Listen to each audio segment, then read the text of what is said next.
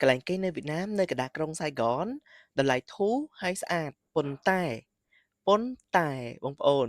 ជំរាបសួរបងប្អូនទាំងអស់គ្នានិយាយទៅគ្រាន់តែលើប៉ុន្តែបងប្អូនប្រកាសជាឆ្ងល់ប្រកាសជាភ័យមានបញ្ហាអីត្រូវប៉ុន្តែកុំគិតច្រើនអត់មានអីទេកន្លែងគេងមួយកន្លែងនេះគឺស្អាតអនាម័យមានផាសុកភាព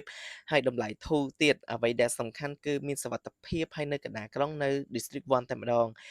ប៉ុន្តែអ្វីដែលខ្ញុំនិយាយថាតែហ្នឹងបងប្អូនគឺដោយសារតែបន្ទប់ហ្នឹងគឺល្អ perfect គ្រប់យ៉ាងទាំងអស់អត់តែម្យ៉ាងដែលខ្ញុំមិនពេញចិត្តគឺអត់មានទុយោអនាម័យបងប្អូនគឺគេប្រើក្រដាសអូខ្ញុំ fail ត្រង់ហ្នឹងតែម្ដងបងប្អូនឃើញអត់នៅក្នុងបន្ទប់ហ្នឹងគឺស្អាត clean អនាម័យខ្លាំងមែនទែនហើយតម្លៃធូរដូចអឺ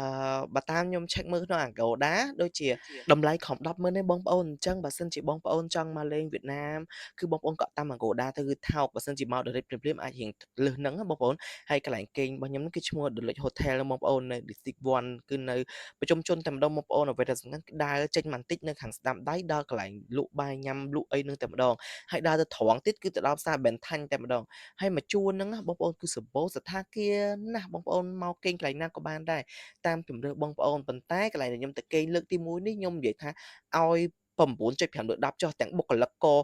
ជួយយើងសកម្មមែនទែនបងប្អូនល្អហើយសង្ហាទៀតណា